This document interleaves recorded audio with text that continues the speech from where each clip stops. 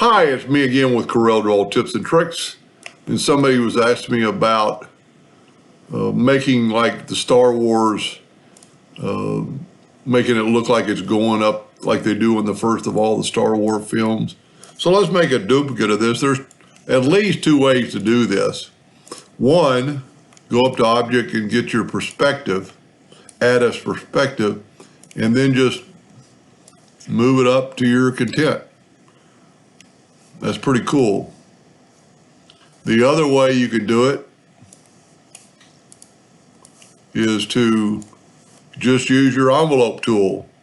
Go to the shadow flyout envelope. What I would do is take away the inner two nodes, select them, the inner two nodes, select them all and right click, turn them into a line so they won't curve away, and save effect. A little bit different, but I probably moved it more. You can move, both of them at one time. And, you could always probably nudge those up. Let's go back. Let's see how big this thing is. It's 4 inches. Let's set our nudge factor on 2, which is good.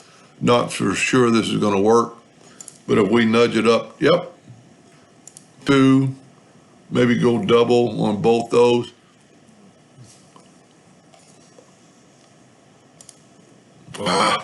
I'm trying to watch the screen and not my keyboard.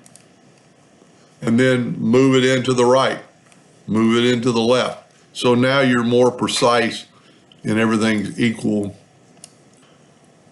And you could go, quite a bit more and make it really look like it's going away.